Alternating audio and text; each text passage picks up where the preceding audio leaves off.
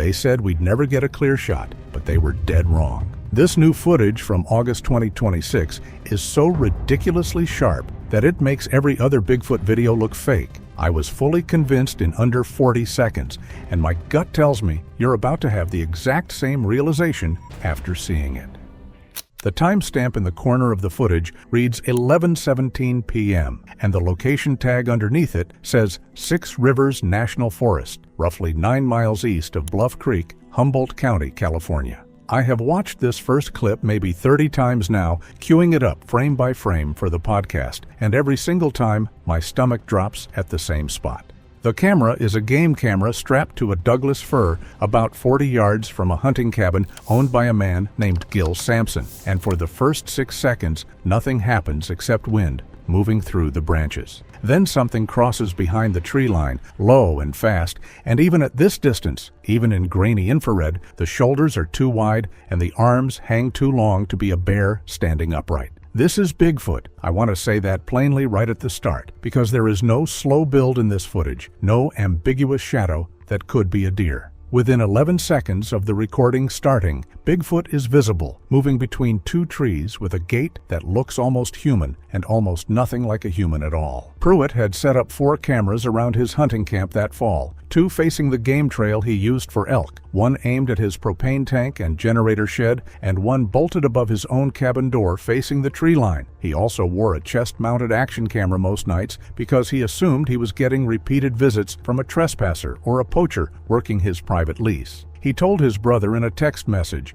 in the case file I obtained for this episode, that somebody kept moving his gear and he intended to catch them on camera and report them to the sheriff. He had no idea. Every frame of what follows shows Bigfoot, not a person, circling that cabin for 6 straight nights, and Pruitt never once figures it out. He keeps calling it a guy. He is being toyed with by something 8 feet tall and probably 400 pounds, and he thinks it's a neighbor with a grudge. The second clip on the West Trail camera is from 12 minutes after the first sighting, 11:29 p.m., and this is where the scale of the thing becomes impossible to explain away. Bigfoot walks directly through the camera's field of view this time, close enough that the infrared catches individual strands of matted hair moving with each stride. Using the tree spacing Pruitt himself photographed for insurance on his lease, the shoulder width alone comes out to around 30 inches, nearly twice what a grown man carries, and the stride length between footfalls is close to 6 feet. Bigfoot pauses at the edge of the frame, turns its head toward the camera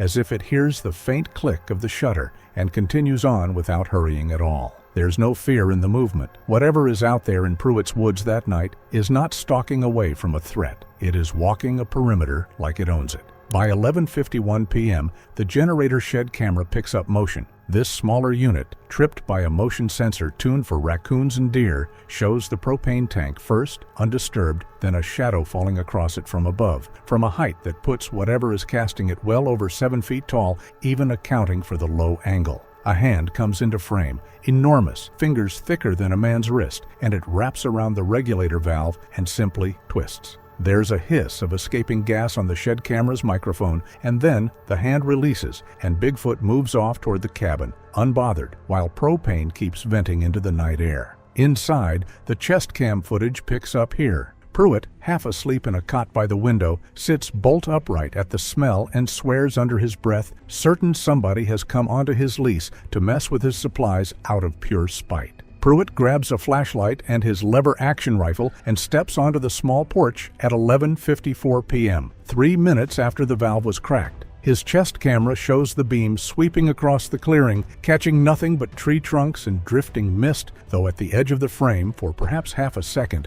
a patch of darkness beside the woodpile is a shade too, solid, too upright, before the light moves past it. Bigfoot is standing 11 feet from him at that moment, and Pruitt walks right past it without seeing it, muttering that whoever's out there better show their face before he puts a round through the tree line as a warning. He shuts the valve back down, curses the wasted propane, and goes back inside, latching the door like that latch means anything against something that could tear it off its hinges without much effort. The interior camera, mounted above the wood stove to cover the whole one-room cabin, catches Pruitt settling back onto his cot at 12:06 a.m., rifle propped against the wall within reach. For nearly 40 minutes, nothing happens on any feed, which somehow makes the footage worse to watch because I know what's coming, and Pruitt does not. At 12:44 a.m., something strikes the north wall, a single heavy blow, hard enough that dust sifts down from the rafters and the interior camera shudders on its mount. Pruitt is up instantly, rifle in hand, shouting toward the wall that he knows somebody's out there, and they'd better think real hard about what they're doing on private land. There is no answer because Bigfoot does not answer, and the only sound in the next several seconds is a low, guttural exhale from close outside, almost a groan, that Pruitt reads as a person breathing hard after throwing something at his cabin. He steps to the window on the north side, flashlight up, and shines it into the dark. Camera 3 gives us the angle he can't see from inside. Bigfoot is pressed flat against the exterior wall, not 4 feet from where the beam is sweeping, close enough that its shoulder nearly brushes the log siding, and it does not move a muscle as the light passes within a couple feet of it, twice. This is not clumsy stalking. This is a creature that understands exactly how to use an angle and a blind spot, patient in a way no spooked poacher would manage at 1 in the morning in freezing temperatures. Pruitt gives up after maybe 90 seconds, tells the empty dark he's got a rifle and isn't afraid to use it, and goes back to his cot, rattled but still certain his problem is a two-legged human being. At 1:17 a.m., camera 2, covering the game trail south of the cabin, picks up Bigfoot again, this time carrying something. At first I assumed it was a branch, but the object catches the infrared at an angle too smooth, too regular, and comparing it against Pruitt's later report to the sheriff, it turns out to be the tailgate off his utility trailer, a steel panel weighing 68 pounds by the manufacturer's spec sheet. Bigfoot carries it one-handed, loosely at its side the way a person might carry a briefcase, and walks it about 80 yards before setting it against a tree, seemingly for no reason except to have moved it, to have made its presence felt somewhere new. This matters because when Pruitt finds the missing tailgate the next morning, it becomes in his mind hard proof that a person, not an animal, has been messing with his equipment. The cabin goes quiet again until 2:31 a.m. when the roof camera catches motion along the ridgeline itself. Something is walking across the roof. The shingles groan and pop under the weight, audible through both the exterior mic and faintly on the interior camera, and dust sifts down between the ceiling boards. Pruitt is on his feet immediately, real anger in his voice now, shouting toward the ceiling that if that's a person up there, they've got about 10 seconds before he puts a hole through his own roof to make a point. He doesn't fire. The weight shifts across the shingles, north to south, pauses directly above where Pruitt stands with the rifle raised, and then Bigfoot, still unseen by the man inside, simply steps off the back edge and drops the 11 feet to the ground without a grunt of effort, landing in a crouch camera 3 catches perfectly. Knuckles brushing dirt, head swiveling toward the tree line, then gone in 3 strides. By 3 a.m., Pruitt has decided he is dealing with either a determined prankster or a poacher trying to run him off the lease before elk season, and he does something that changes the shape of the night. He goes outside with a spotlight powered off his truck battery, a much stronger beam than the flashlight, and sets it on the porch rail pointed at the tree line, meaning to flood the area and force whoever it is into the open. What he actually does is give me one of the clearest extended sightings in the entire case file. At 3:06 a.m., as the spotlight sweeps the clearing, Bigfoot is caught standing in the open at the tree line for nearly 4 full seconds, unmoving, one arm loosely at its side and the other braced against a trunk before it turns unhurried and steps back into shadow. Pruitt's own camera catches him say, low and disbelieving, that whoever that is must be wearing a costume or a ghillie suit, because nobody stands that still under a spotlight unless they mean to spook him. He fires a warning shot at 3:08 a.m., aimed high into the canopy, the muzzle flash blooming white on every camera at once, and the report echoing off the ridge for a long 2 or 3 seconds afterward.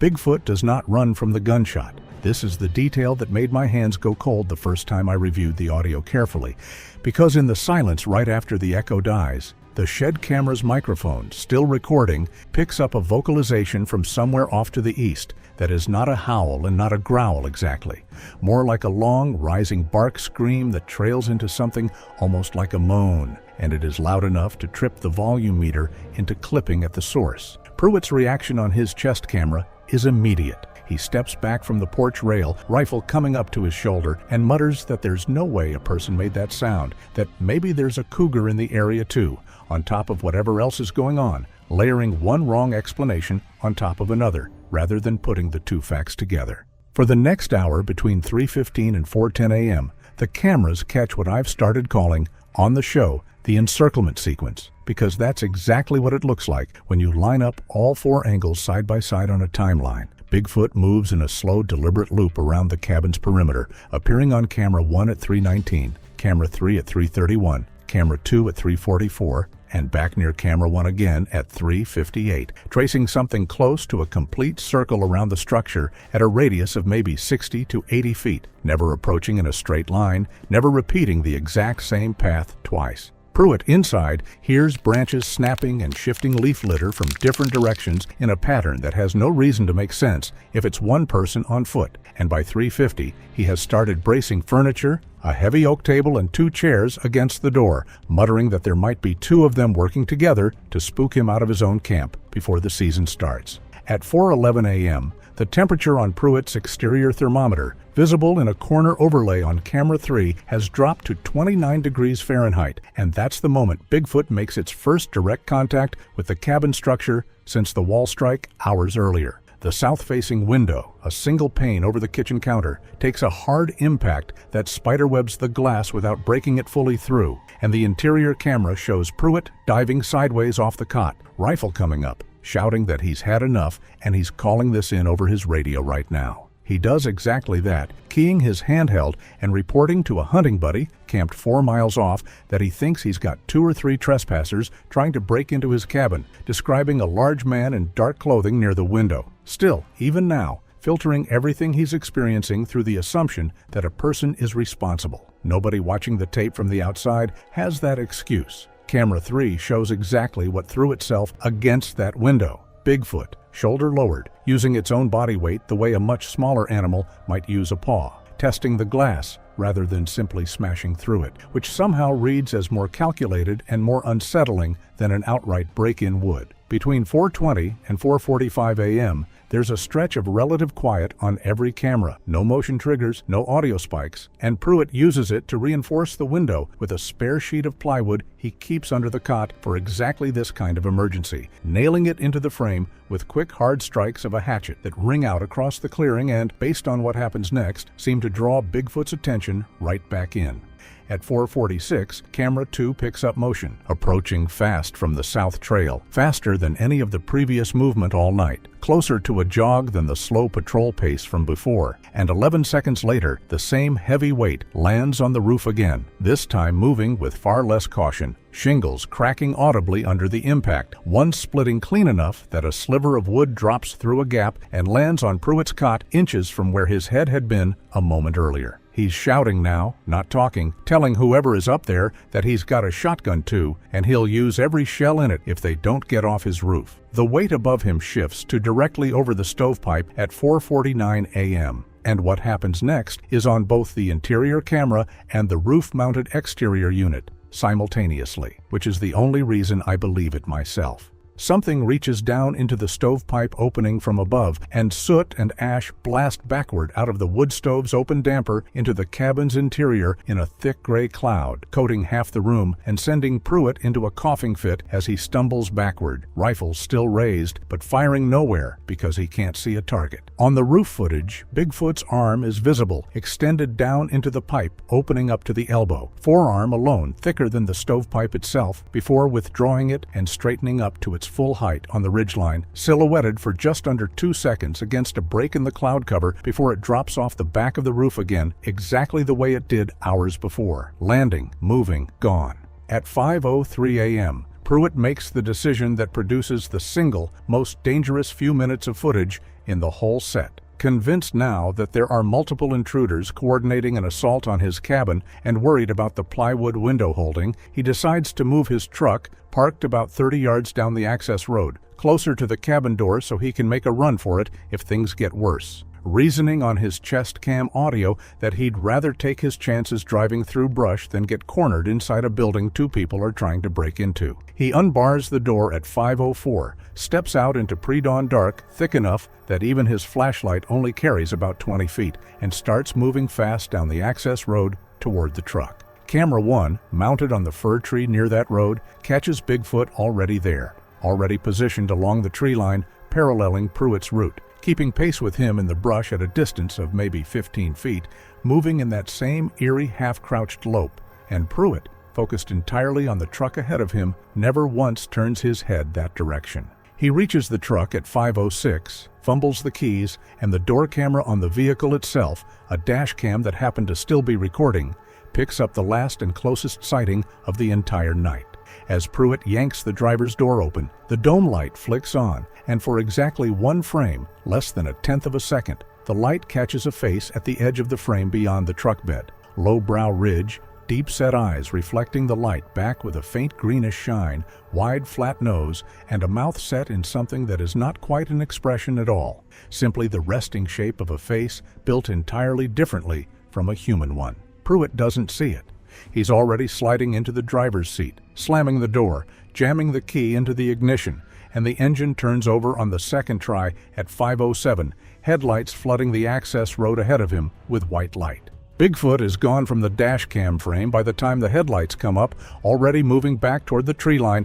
at a pace no man could match, covering easily 15 feet with each bound. Pruitt doesn't drive away. This is the part of the footage that surprised me most on first viewing, because every instinct says a man who has just spent 6 hours convinced armed trespassers are circling his cabin should leave the second he has a working vehicle. Instead, he sits in the driver's seat for almost 4 minutes, engine idling, watching the tree line in his headlights, apparently deciding that running now, leaving his gear and his cabin unguarded overnight to whoever's out there, feels worse than the alternative. At 5:11 a.m., he backs the truck the rest of the way up to the cabin door, headlights angled to wash the clearing in front of the porch, and steps back inside, leaving the engine running and the lights on as a kind of makeshift floodlight setup, still narrating to himself on the chest cam that he thinks it's probably just two guys trying to scare a hunter off a good lease. Maybe rival hunters, maybe kids from town, anything at all, except the actual, obvious, overwhelming truth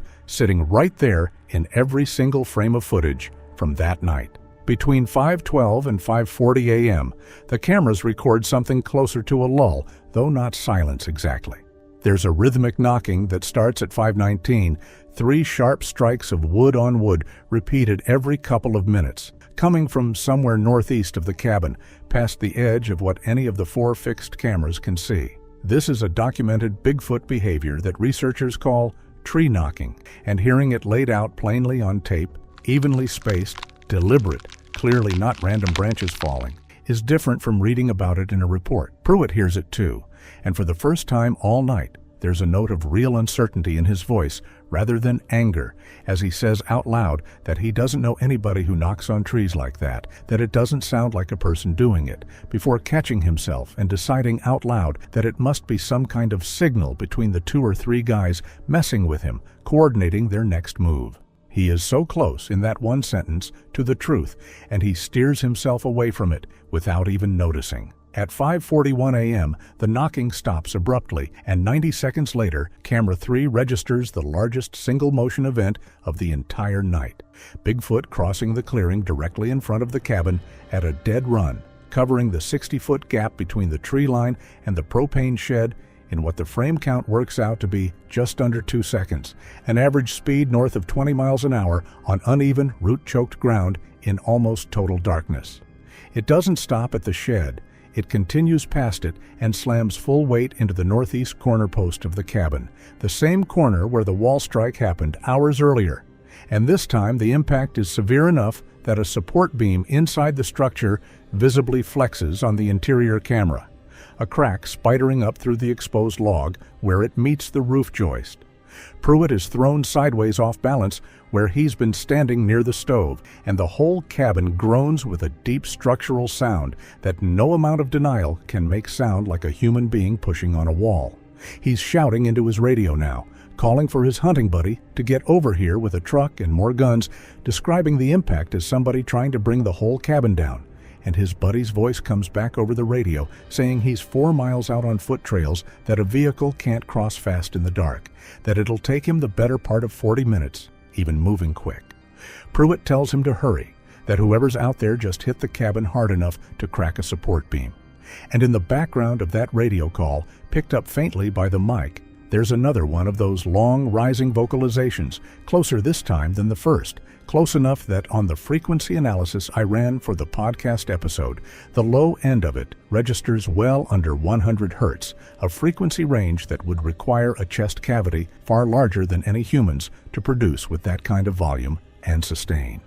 At 6:02 a.m., Bigfoot appears on camera one again, but this time it isn't circling or pacing. It's standing still at the exact edge of the tree line, closest to the cabin, roughly 40 feet out, facing the structure directly, and it stays in that position, unmoving except for a slow, deliberate turning of the head for nearly 90 seconds, longer than any other single sighting across the whole night. Skies starting to gray out at the edges by then, first hints of dawn maybe 40 minutes off, and the improved ambient light lets the camera pick up detail that the pure infrared shots earlier couldn't.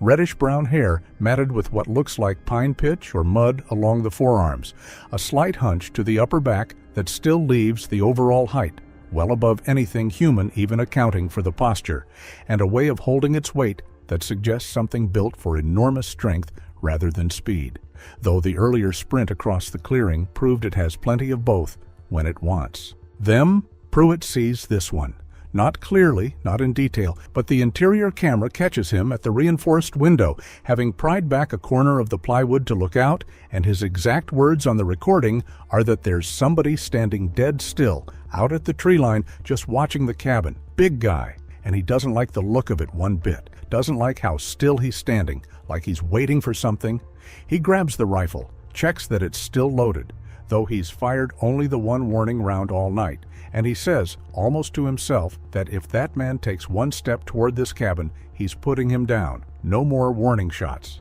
This is the single closest Pruitt comes, in 6 hours of footage, to grasping what he's actually looking at, describing behavior that is textbook Bigfoot patience, and calling it a man's poor decision-making. And it is genuinely hard to watch, knowing what's coming, how badly that assumption is about to be tested.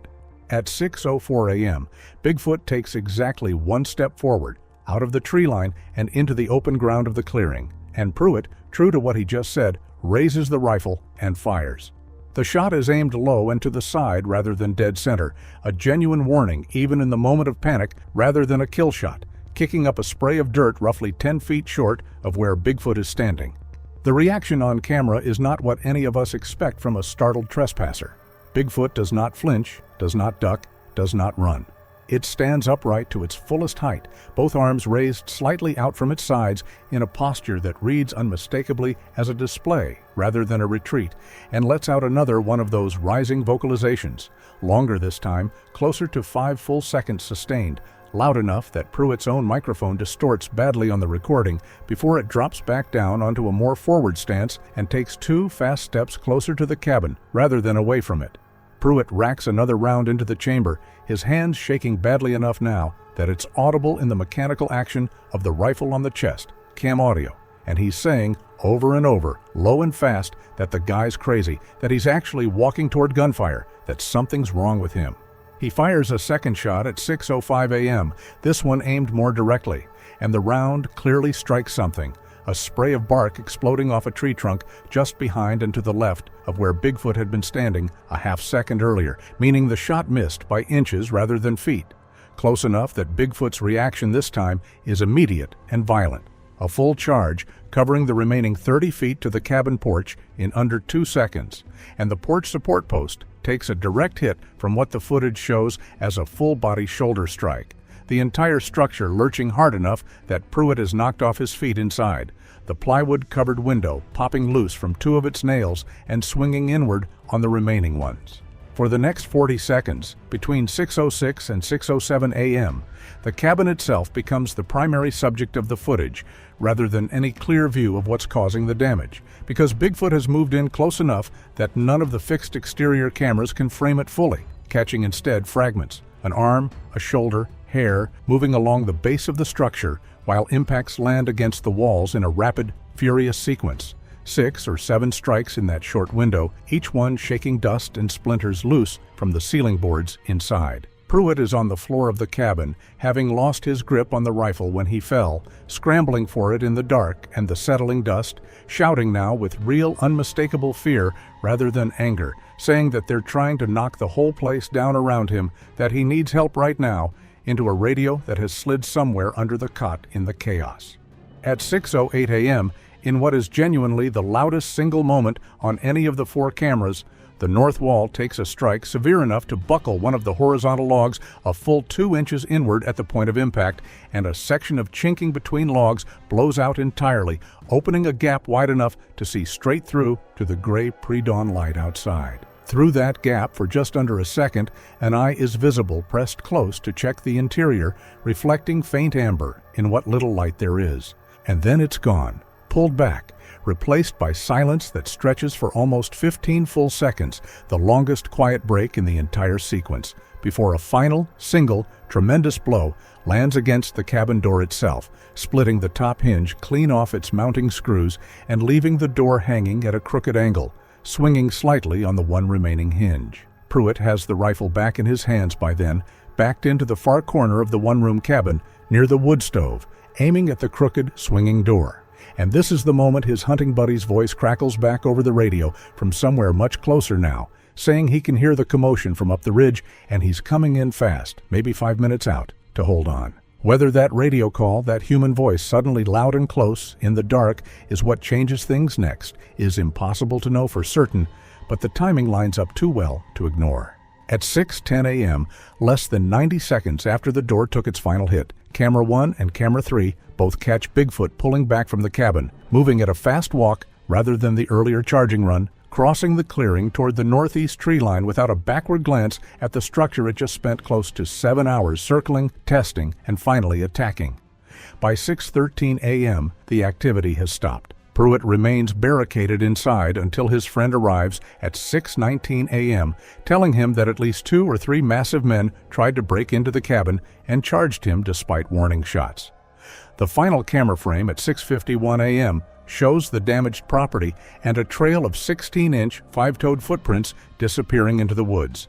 ending where the creature first emerged 8 hours earlier.